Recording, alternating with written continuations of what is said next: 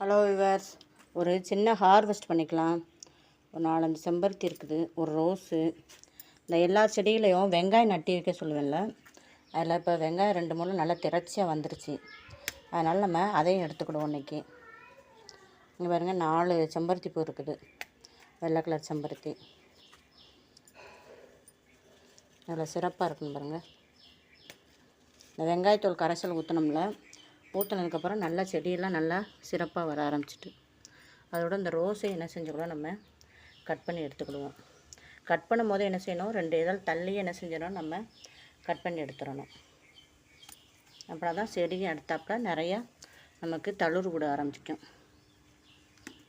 பாருங்கள் வியூவர்ஸ், எவ்வளோ சூப்பராக இருக்குதுங்க ரோஸு. அடுத்து வெங்காயம் ஒன்று இருக்குது, அதே நம்ம போய் ஹார்வெஸ்ட். இங்கே பாருங்கள் வியூவர்ஸ், வெங்காயம் நல்லா முளைச்சி வெளியே வரைக்கும் வந்துடுச்சு. இந்த பாருங்க எவ்வளோ திரட்சியாக இருக்குன்னு பாருங்கள். எல்லாத்துலேயுமே ஒரு வெங்காயத்தை ஊனி வச்சுருவேன். எவ்வளோ சிறப்பாக இருக்கும் ஒரு வெங்காயம். இதையும் ஹார்வெஸ்ட் பண்ணியாச்சு. கொஞ்சம் கருவேப்பிலை எடுத்துக்கிடுவோம்.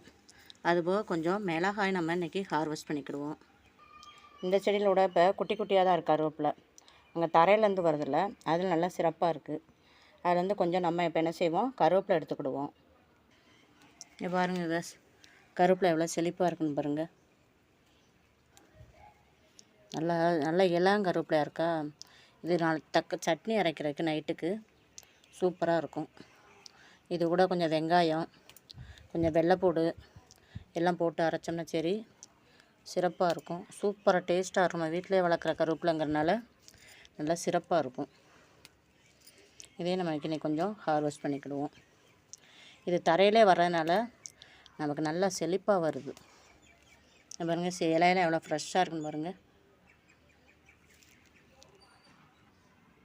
இங்கே பாருங்கள் பஸ், இவ்வளோ கருவேப்பிலை எடுத்துருக்கோம் நம்ம. எவ்வளோ ஃப்ரெஷ்ஷாக இருக்குன்னு பாருங்கள் கருவேப்பிலை. மிளகாய் எடுப்போன்னு பார்த்தேன், மிளகாய் இல்லாமல் இன்னும் கொஞ்சம் பெருசாகணும் உங்களுக்கு. இங்கே பாருங்கள், இன்னும் பெருசானால் கொஞ்சம் நல்லா குண்டாகும். இந்த பங்காரு மிளகாயில் இன்னும் கொஞ்சம் அது நீளம் வரும். இவ்வளோ நீளம் தானே வந்திருக்கு, இது பாதி தான் வந்திருக்கு, இன்னும் பாதி வளரணும். இதே என்ன செய்யணும், நான் 1 வாரமாவது ஆகும் இந்த மிளகாயெல்லாம் ஹார்வெஸ்ட் பண்ணுறதுக்கு. நல்லா பெருசாக நீளமாக வர வகை இது. எவ்வளோ சூப்பராக இருக்குன்னு பாருங்கள் மிளகாய் எல்லாமே.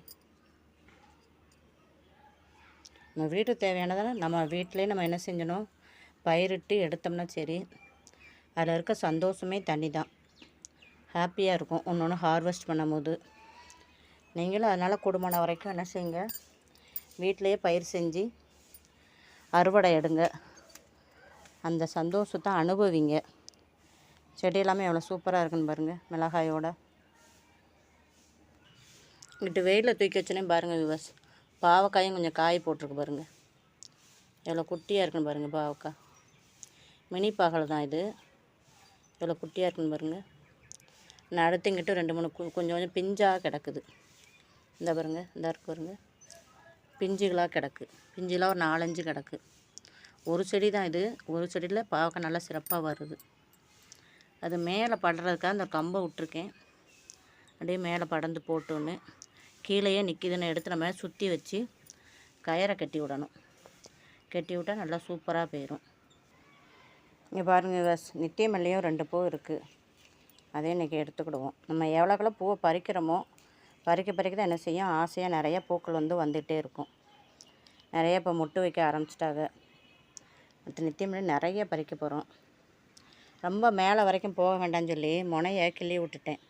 கிள்ளி விட்டால் சைடு பக்கக்கிளை அடித்து நிறையா பூ பூக்கும். ரொம்ப மேலே வரைக்கும் நம்ம போக வைக்க வேண்டியதில்லை. இங்கனக்குள்ளக்கே இந்த சுற்றியே என்ன செஞ்சு படர விட்டு நம்ம பூக்கள் எடுத்துக்கலாம்.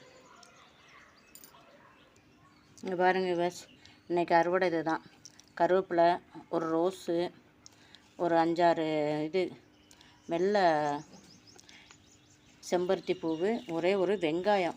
ஒரு வெங்காயம் தான் ஊனியிருந்தேன். இங்கே பாருங்கள் எவ்வளோ சிறப்பாக இருக்குன்னு. இப்படி நீங்கள் எல்லா தொட்டிலும் என்ன செய்யுங்க, ஒரு சின்ன வெங்காயத்தை ஊனுங்க. எவ்வளோ பெருசாக வந்திருக்குன்னு பாருங்கள். வீடியோ பெருசாக லைக் பண்ணுங்கள், சப்ஸ்கிரைப் பண்ணுங்கள் ஜோதி ஃபார்மிங்க. தேங்க்யூ.